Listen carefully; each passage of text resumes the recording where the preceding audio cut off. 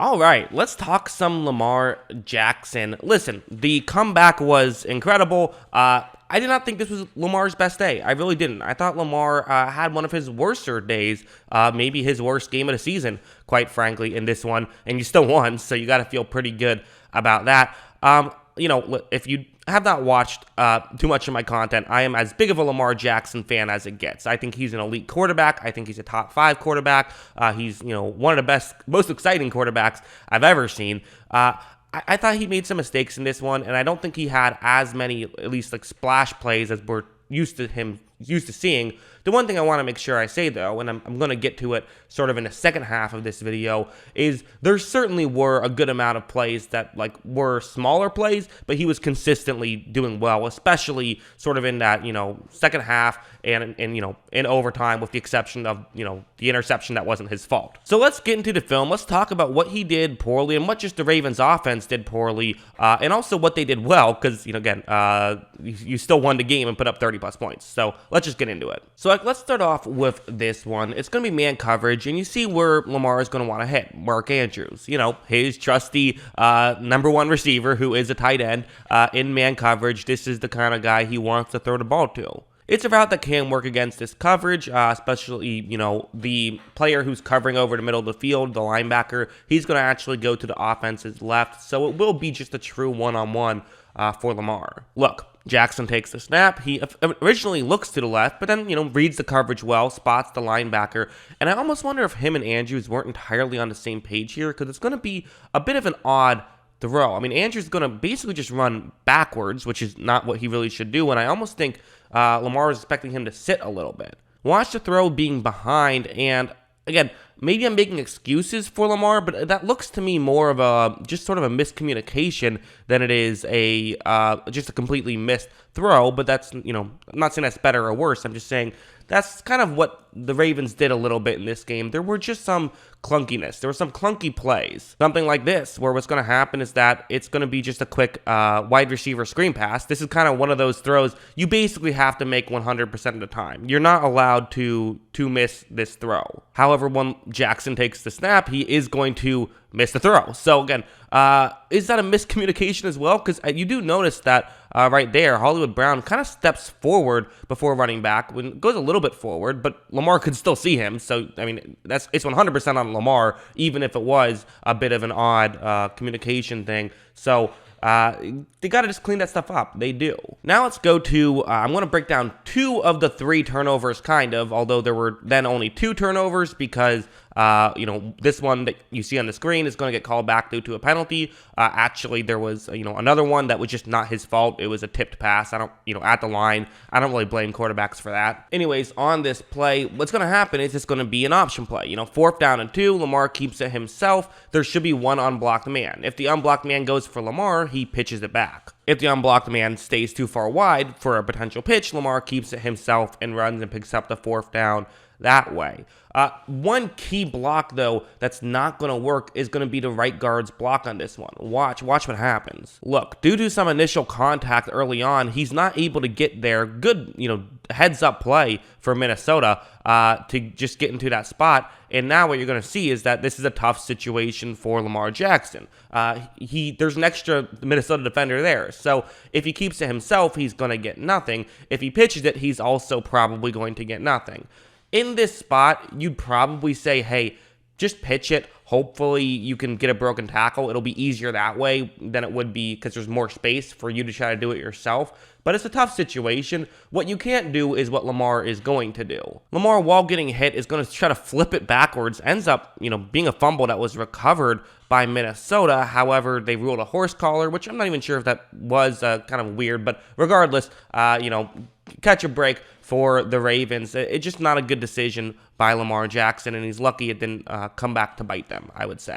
Also, the other, turnover that I would put blame on him for, so out of these 4 plays you could say are turnover-worthy plays, to use that term that PFF uses, I would probably only put 2 plays actually on Lamar. In fact, I just Googled it. They also only blamed him on those 2 plays, so there you go. On this play, though, I think what happens is, I think Lamar just misreads this coverage. It's kind of set up as though it's a cover 2 man play, but I don't believe it is. And again, it's a little bit more difficult without the all-22. We don't get that until usually Monday night or Tuesday morning, but I'm like 95% sure this is what happened. So it's a cover 2 man, or it appears to be a cover 2 man just looking at it on the screen, but it's actually a disguise. This is what's actually happening. So only one safety deep, a linebacker's not going to be covering Mark Andrews. Instead, he's going to be covering the middle of the field area, which Lamar originally thought was going to be uncovered,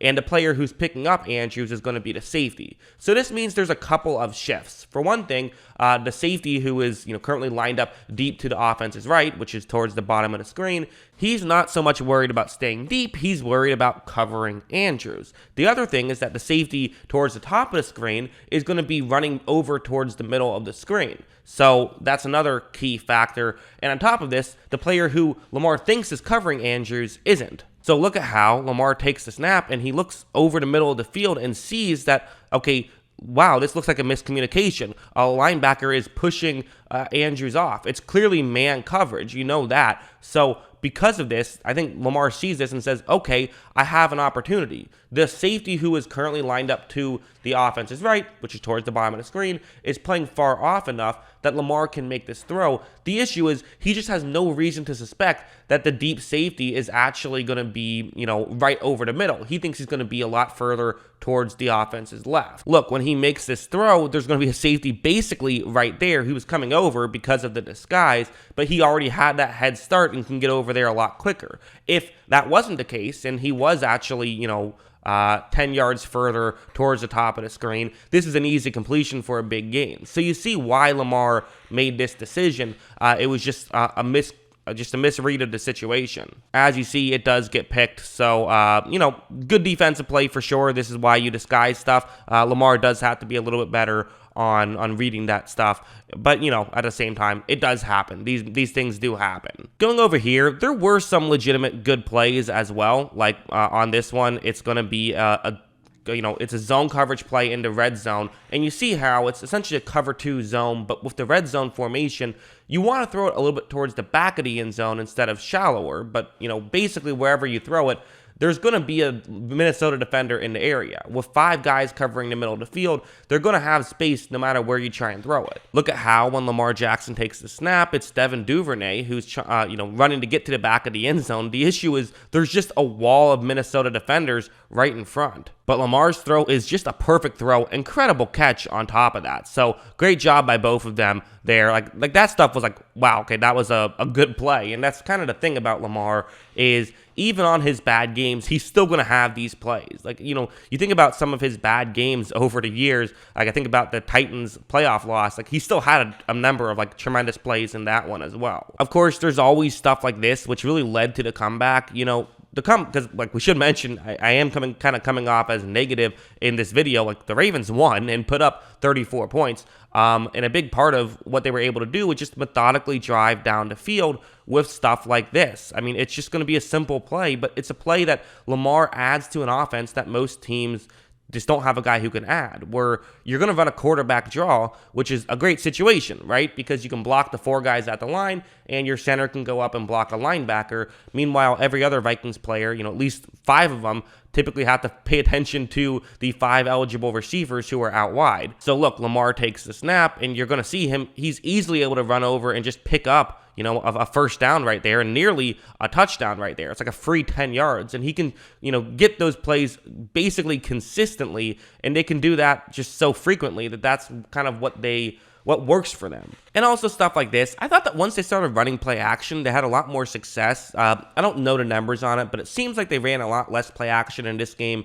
than they typically do, which I think was kind of a mistake, or at least these kinds of play actions where you're running these zone busters, really setting a play around the play action. The way it works is that with the cover 3 zone, there you have a deep corner, but with multiple players running deep, one's going to take away the safety. Another one can kind of then fake as though he's going deep, and with no safety help, you have to respect that. He then cuts to the outside and can get open. And so Lamar Jackson fakes the handoff. He is going to throw this one down the field, and as you see down the field, it is open. You do have a window where Lamar can can make this throw. Hollywood Brown makes the catch. So, there were some good throws, especially I thought once the play calling kind of got it done, there was some good. The fact of the matter is, this was a bad game for Lamar Jackson, but he still did plenty of things well. So yeah, listen, very fun game, and I do think that, at the end of the day, it wasn't Lamar's best performance, but that's going to happen. You're not going to be MVP level quarterback for 17 straight weeks. Even in his MVP season,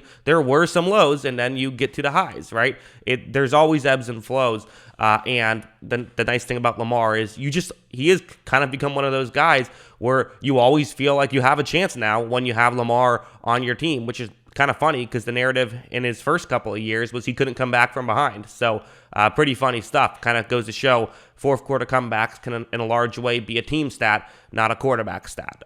But that's what I think. What do you guys think? Let me know in the comments below. Always love hearing from you. And of course, as always, thanks for watching.